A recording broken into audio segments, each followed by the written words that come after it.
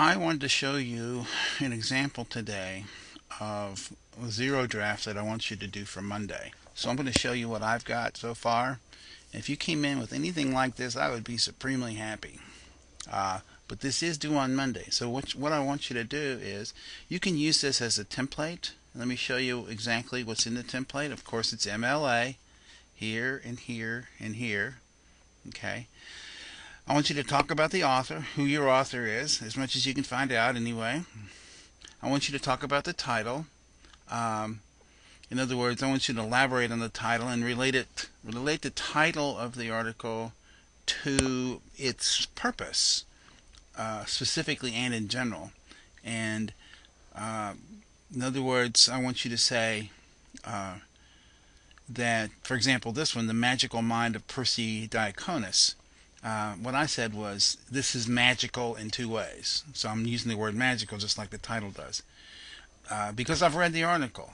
And it's magical because it talks about mathematical theory and magical practice.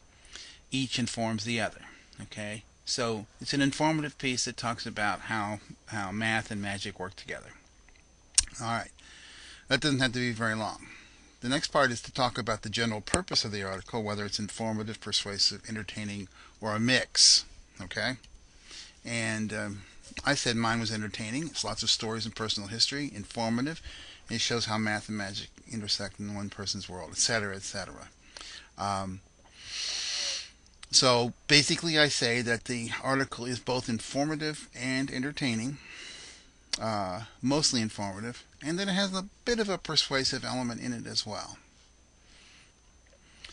Then I talk about what's the specific purpose of the article, and that's the thesis. So I say this book is an unusual mix of math, magic, and history. That's what the author is saying. That's what he says. Okay, so now I have to figure out is it an unusual mix of math, magic, and history, and how do I do that? That's the next part of this, which I call the start to finish view of the article. And what I mean by that is, what's the author doing from start to finish to satisfy this purpose up here? What's he doing to prove to me that it is an unusual mix of math, magic, and history?